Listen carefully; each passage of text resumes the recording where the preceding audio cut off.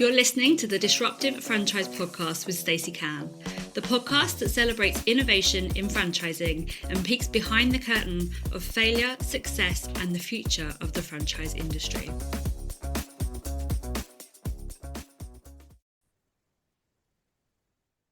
Hello everybody, welcome to this week's episode of the Disruptive Franchise Podcast. I am joined this week by Sarah from Baby Cloud. Hi Sarah. Hello. Thank you so much for joining me. Oh, thank you for having me. I was explaining, it's my first one, so I'm a bit like, Stacey, look after me.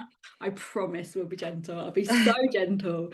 And yeah, I'm very honoured to be the first podcast that you've guested on. That's a big deal. The first time I've been brave enough to stick my head up. Love it. Well, you'll be rewarded because it'll be fun.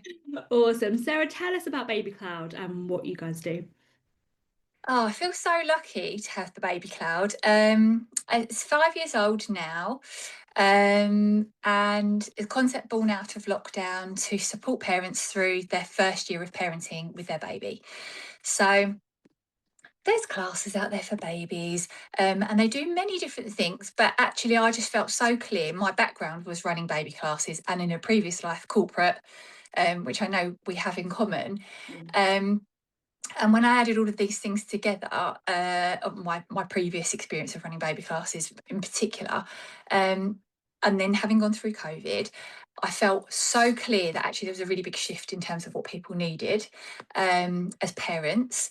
And I felt very clear I'd learnt so much about how babies develop and the importance of their first year and how we can lay some amazing foundations for the way that they're developing in that first year, that I just felt the need to pull all of those things together and created a year-long course. So we do everything from parent and baby yoga through to sensory engagement, through to talking about bonding activities and the importance of eye contact and how babies mirror and mimic. It covers quite a broad spectrum, I suppose, than what you would necessarily expect for a typical sensory class.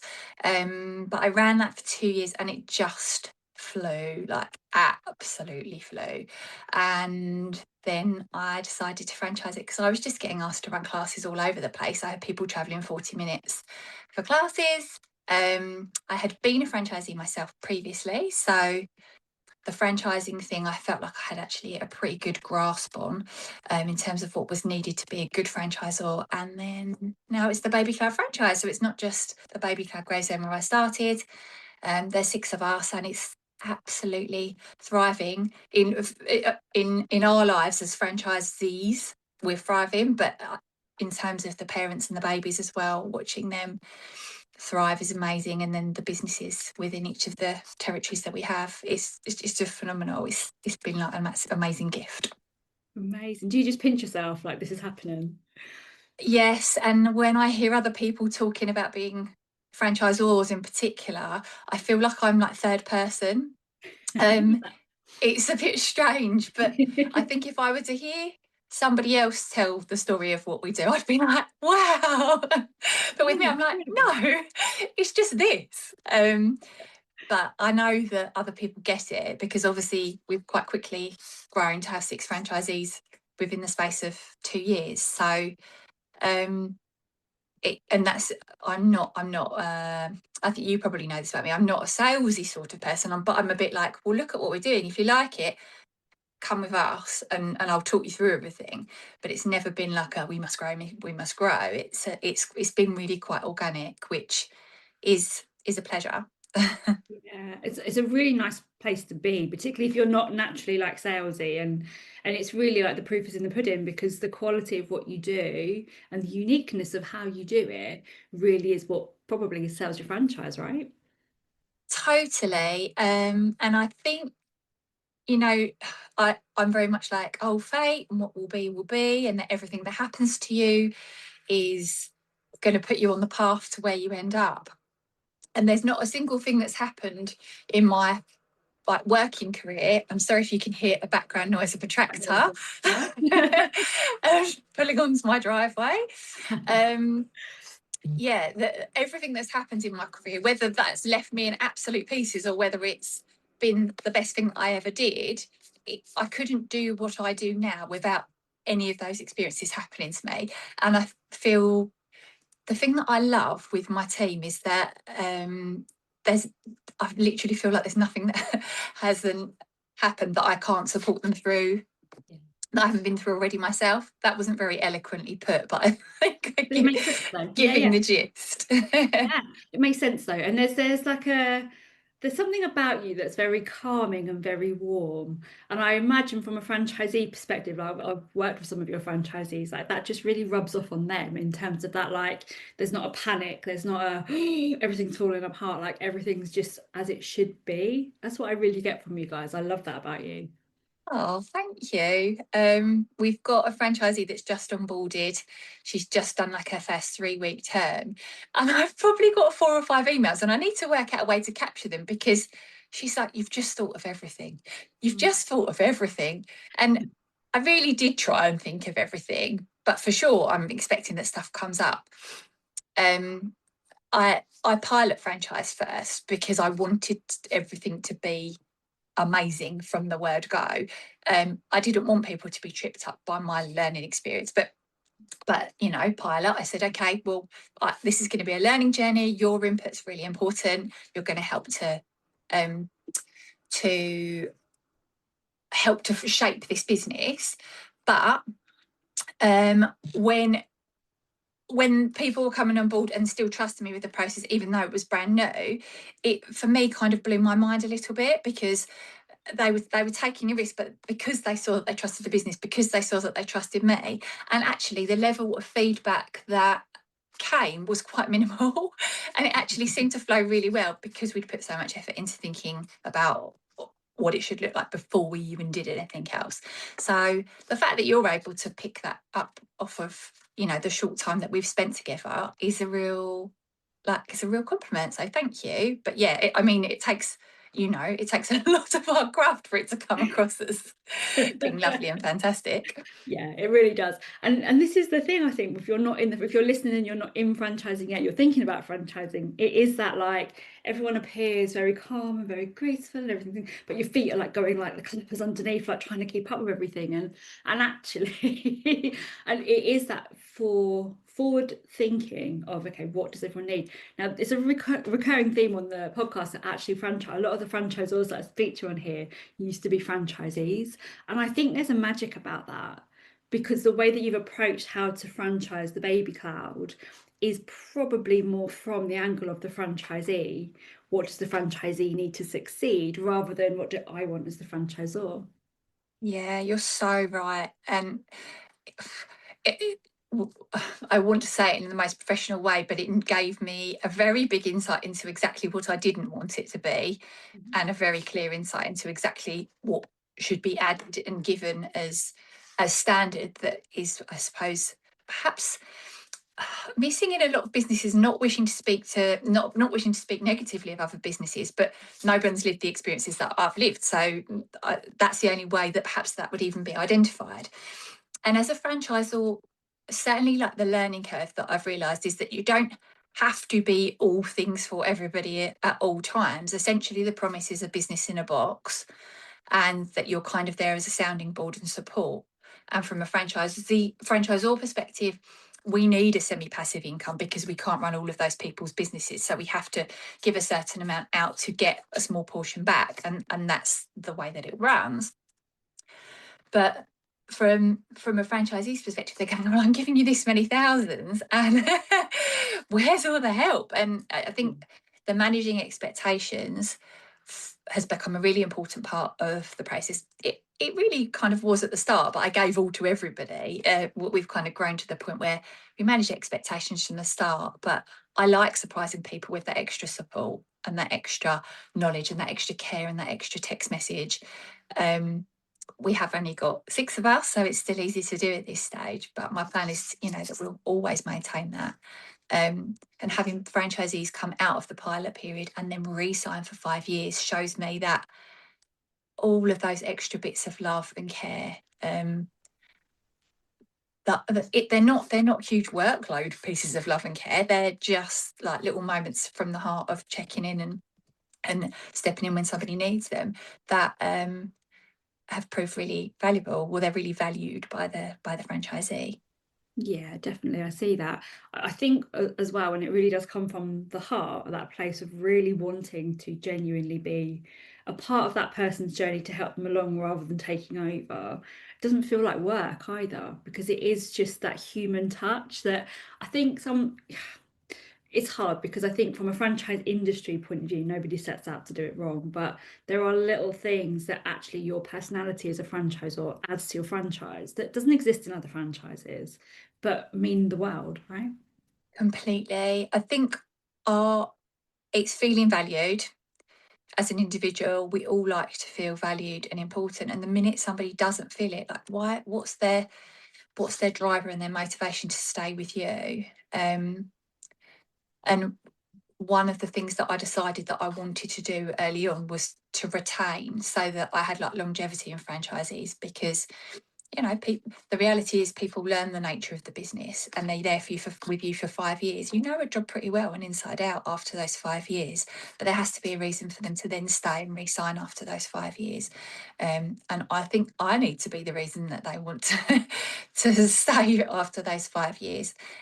And also that the business is to have grown and evolved, and continue to grow and evolve, not at like a rapid pace, but we'll pick out a song that's on a TikTok trend because we know it will have the whole room buzzing, and we change that into an activity so that everybody's, like the sort of "You're my little boo" thing. Like we had that in there last year, and the babies were looking at themselves in mirrors, and it was just gorgeous. But the whole room was like, "I love this song," and it just gave it this extra thing. And we'll just do those things all the time. We're like layering them in so that it's a bit addictive, because you're constantly getting the feels off of the job. The engagement with the parents, those moments where we get it quite often, where you feel like you just want to have a little cry because it's so special. Yeah. Then you get the financial reward, which is obviously an important section and element and the practical side of things. And then there's that, who are you working for, or like how are they engaging with you? Like when you have a normal job, you have reviews and appraisals and that sort of thing. You get feedback, and that's how you grow. But people thrive off that, and they thrive off it in different ways as well, different natures. So I think all of those things added together have meant that, the girls are absolutely smashing it, and it's down to their individual nature. But when you add the model, as we've made it in, then I'm like, oh, is this mine? For those of you that are listening to this episode rather than watching it, and you can watch it on YouTube, Sarah's face is just lit up. Like as you talk about your franchise, you just glow, you're just radiating joy. And I love that, because it's so, obviously if you're listening, you can't see it, but it's so clear how much you Oh, love what you do. I think that makes thank a you. huge difference as well. Do you know what? I'm so confident talking about it as a business opportunity, and I can be like, it's this, and we do this, and we meet these, and we've done this amazing survey, and it said that it helped 89% of parents bond with their baby more through the process of being in the class. And I can list all the facts and talk so confidently about it. And then if someone goes, yeah, but did you write that? And I go, oh yeah, I did write it, but now look what it does. And it's like, I can't talk about me doing it in the same way. It makes me a little bit I don't know, something I need to get over. But when someone goes about the business, it's like it's a separate part of me, and I just go, oh yeah, like you should totally do this because it's this and this. And yeah, it absolutely does light me up, but it's just because I feel so confident in it, and now I've got proof, like complete proof, that it flies with or without me, in a sense. Because that's, as a franchisor, the validation you need, isn't it? It's great having an idea. It's great. Well, it's not great paying for the contract. No, not great. Not at all. That's not the But fun bit. necessary. It's all well and good doing those things, but until you've got people that are doing it, then it's effectively, it's an idea, isn't it, until it's proven. Yeah, I love that. What did you find surprising about obviously having been a franchisee and then becoming a franchisor and going through that process? What surprised you the most? um the moments of so I'm really emotionally connected to my business, and I'm really emotionally not attached to my franchisees, but I feel everything they feel. And I know that's not sustainable forever. I know it's not, but I didn't expect to feel this volume of emotion attached to the business when something goes wrong. Yeah. And someone's having a hard time with things. That really has gotten me. And actually, I've had a few amazing franchisors that have supported me through getting a clear head to deal with the situation. Through to, you know, those amazing moments of joy. Someone's just messaged me this morning. They remortgaging to buy their dream house in the countryside, you know, and that's off the back of growing a business like with me. Amazing.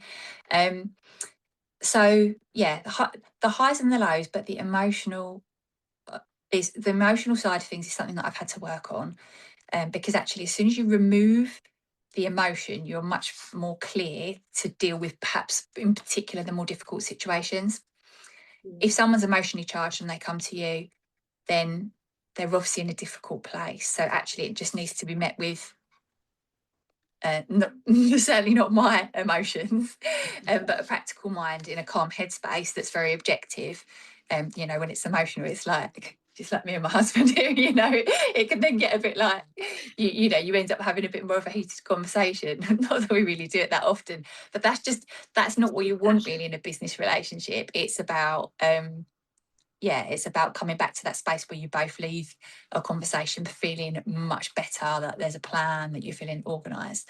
I learned that from other franchisors in the business, and they are literally like a gift to me, that the way that they've just been able to be so objective. So they're not the fun bits, but and they've proven to be the most difficult bits, but they're the bits that I've learned the most and has surprised me the most. I think those are the bits where you really learn more about yourself as a person, because it's a new role for you as well, isn't it? You know, like franchisor isn't something that you get taught. No one teaches you how to be a franchisor. So you have to grow and learn with the role. But I think from my experience and watching a lot of franchisors and working with them, that's a really steep learning curve for some. But having the right support around you is vital. Completely. Do you know what? I'm really lucky in that I had many staff and teams that I looked after prior to coming into franchising. But many managers are managers without the experience of people management, and even in a corporate world. And that's backwards, and you're just never going to get the best out of people. But you know, I love a book on motivation. I love a book on focus and flow, and I love understanding what makes somebody tick. I've done disciplinaries in a workplace before, but that's, to be fair, all of those experiences were driven by a corporate workspace where I had a company backing me. Yeah. So it's very easy to go, well, the company policy is this, because that's someone else's policy and there's a HR team there. It's so that's, and I knew that about franchising. It wasn't a surprise, but when you're in the moment and someone's really emotional, you're trying to help them from the perspective of what would the business's policy be on it? What does my heart say? What does my head say? And then whatever's going on for them. So I'm lucky in that I feel fairly qualified, if it was HR, to help and support and deal with those situations. But it's not HR. So then there's that sort of mindset shift. But I feel lucky to have that part of my experience. In terms of my background of being very commercial, my job was to help businesses make the most money out of the investment that was being made. And whether that was buying knitwear for a fashion brand through to helping a store to ensure that it was profitable, that I've been, that I love to be a mentor to my team, to help them to become business women, not just learning about baby development and how to support parents through their first year. I think being a franchisor is so multifaceted. It really is. It really, you made some really good points in all that. I think I completely agree with you that in corporate, I think it's backwards very often with the management perspective, in that you're promoted into a manager role to manage people a lot of the time through longevity. Yeah. rather than competency. And I think that actually ends up driving a lot of people out of the workplace when they're stuck with somebody like that and you're hitting that ceiling point. That's exactly me. Yeah, yeah, That's why. exactly that. That's why I don't work for other people, and I think that's probably why most people are self-employed, because I just was crushed by some of the managers that I had, absolutely crushed, because they were terrible people managers. Yeah, it's your self-esteem, isn't it? Like it becomes your whole pattern of self-esteem over that period of time, and no one's listening. No one's going to come and make you better. No one's going to fix it. No one's going to change that manager or give them the training that they needed. And it drives a lot of people into franchising because they go, well, I can do a better job than that, or I don't ever want to be. I had similar. I don't ever want to be in that situation again because it was awful for my mental health. Who wants to deal with that? Nobody.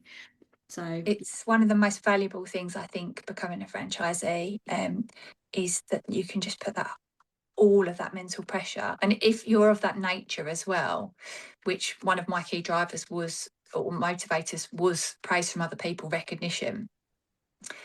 And when you operate that way, you're relying almost too much on other people for their input, and not as much on your own outcomes.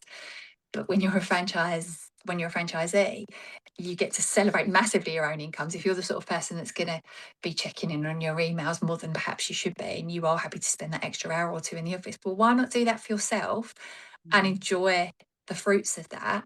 And then you've got me high-fiving you in the background saying, "Whoa, you got 5 more bookings yesterday, woo!"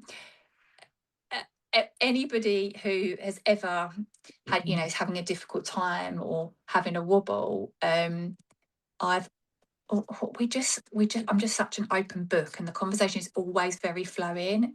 And I'm like, you're only here because if here makes you happy. Yeah. And if you're not happy doing this, because being self-employed isn't for everybody, standing in front of a room full of people leading a class isn't for everybody. And I know I have to expect that as part of the journey. And I mean, thank God, touch some wood. It's a very, very small part of the business. But if this doesn't make you happy, then that's okay. Just don't be here then. Just you find what's right for you. But for the people, for the very stringent recruitment process that we go through to make sure that it's the right fit and the right match for people, it's just magic watching them thrive, because they've got all the drivers they need to make it a success. Like they've removed themselves from the framework of the binds of whatever it was that was holding them back in a career in corporate in the first place, or your school maybe, or a nursery, or what. That's where a lot of people, my franchisees, come from.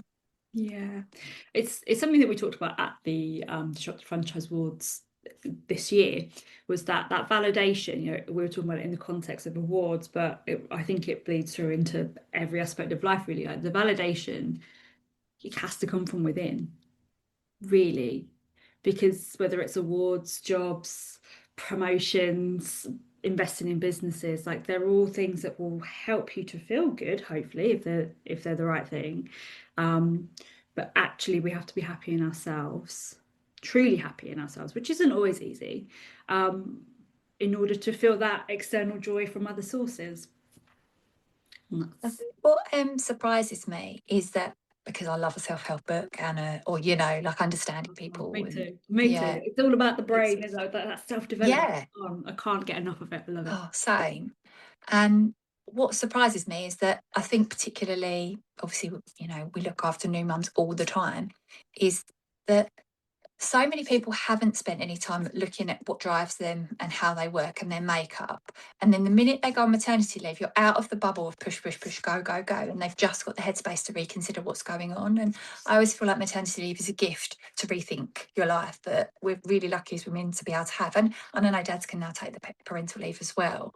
And actually, I do 4 free workshops of an evening, so it's just 8 p.m, and I do it 2 or 3 times a year, and we go through aligning or helping people to visualize their goals, their values, to look at how they align, and then we look at the things that they have going on in their life, and then how they manage the time and priorities within that, and then we look at how all of those things with them as an individual affect the immediate people around them, their family, then the people in their workspace, or their friends, and then their people in their workspace, and then whatever it is that they're putting out into the world in their end product.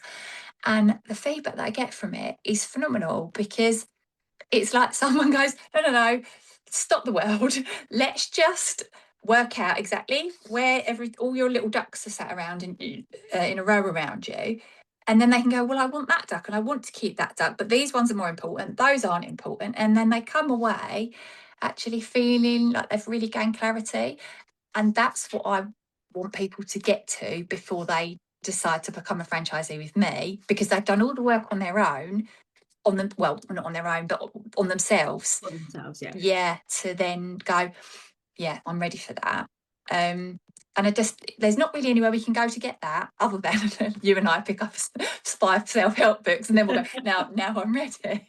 Now I've studied, I'm good. I love that. Because I mean, when I became a first-time mum, I was so gunning for this corporate career. I've talked about it on the podcast, but like, I remember being on maternity leave, like with a new baby, sitting there at like 6:30 in the morning doing the feed, thinking, oh, I'd usually be leaving for work now. I wonder what they're doing. Oh, they'll be in that meeting. I wonder how Joe's getting on. And that was like the first few months of my maternity leave. My head was still like over there, because on reflection, I didn't know who I was. And I'd been pulled out of that world that I'd been so immersed in, that suddenly, like, I didn't know what my values were. I didn't know who I was, didn't know what I actually wanted. I remember doing a thing. I've been at Daisy for a little while, Daisy First Aid for a little while, and we had a speaker come in to do one of our franchise conferences, and she asked us to write down our values. And everyone else got their notebook, sitting there writing. I remember looking around the room thinking, I don't know what to write. And I felt so silly. No. I told no one this, but I felt so silly. I was like, how can I not? This is fundamental as me, as a person. But I just didn't know who I was. I knew what I wanted to be. I knew what I had been. I didn't know who I was. And so what you've just said there about the free workshops that you do is incredible.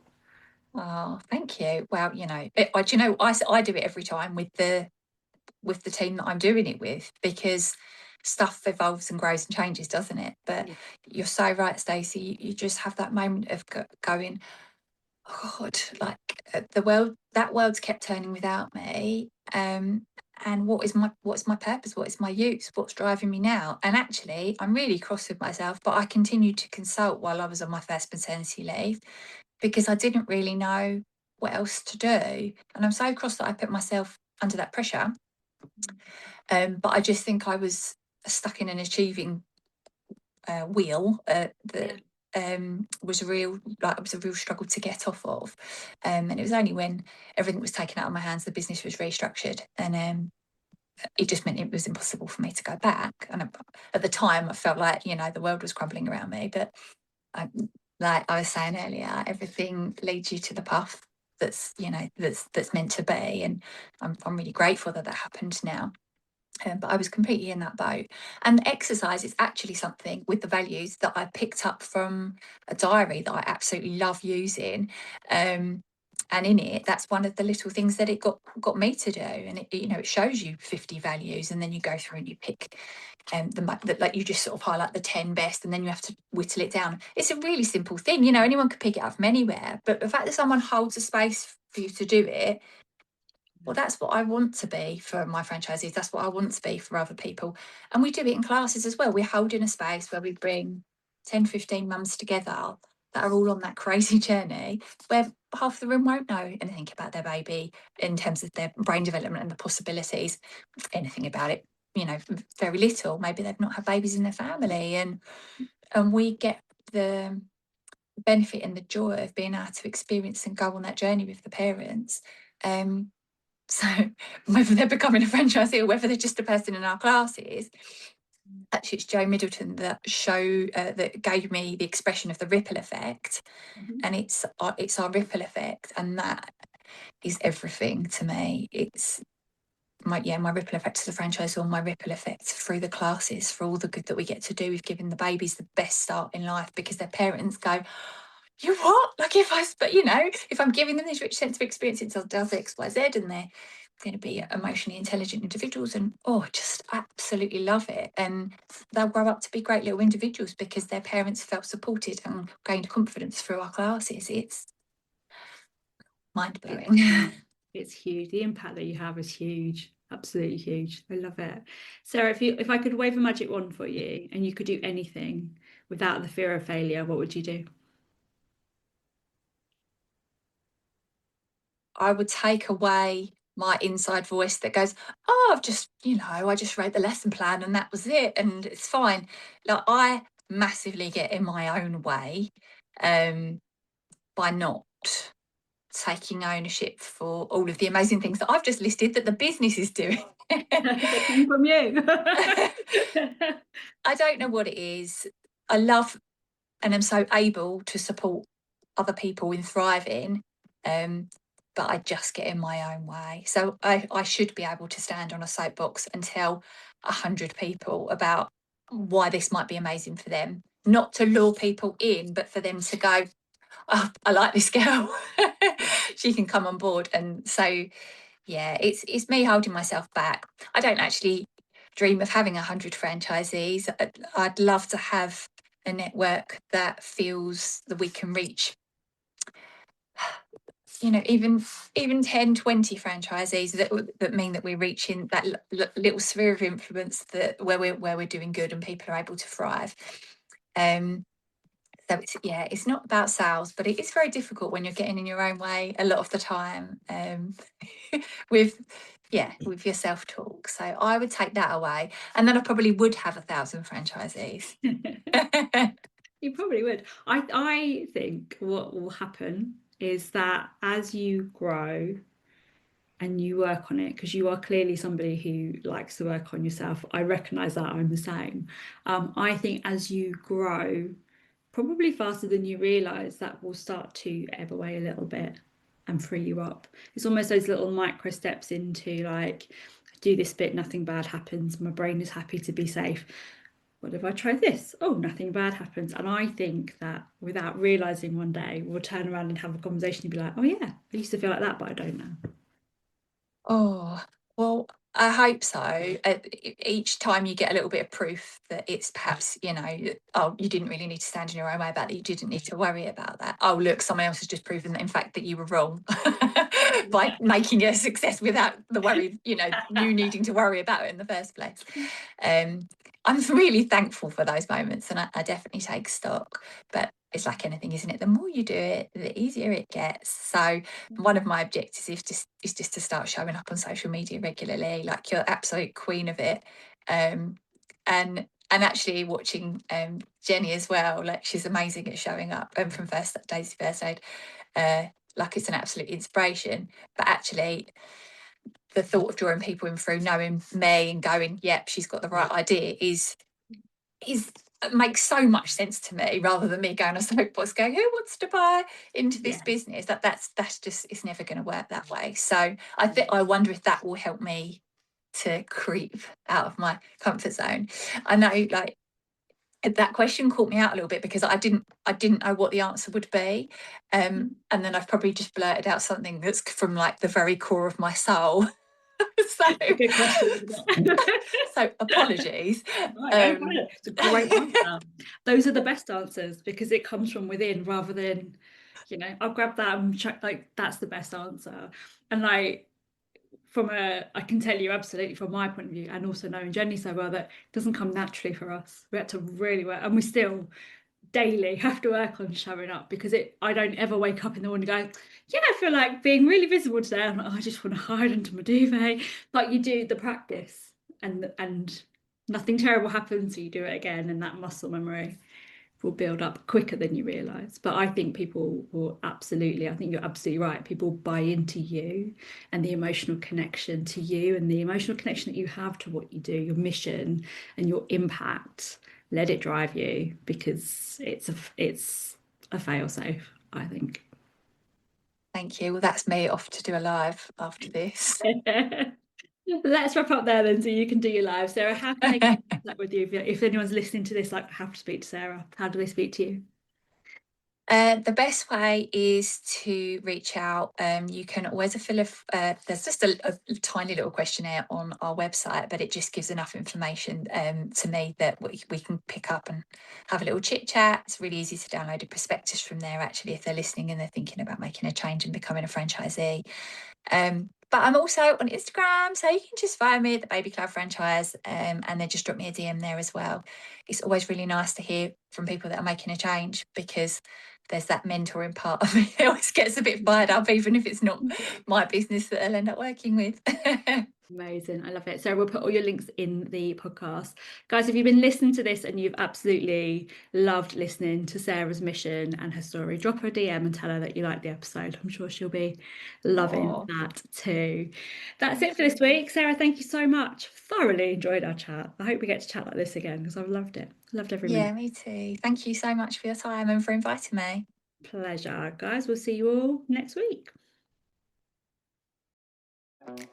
Before we finish up today, I'd love to just thank our podcast sponsors, Book When and Make Your Mark Podcast Agency, without whom this episode wouldn't have been possible. You can find more information on both amazing companies in the show notes. If you've enjoyed listening to today's episode, please also make sure that you hit the subscribe button, and I would absolutely love it if you left a review too. See you next time.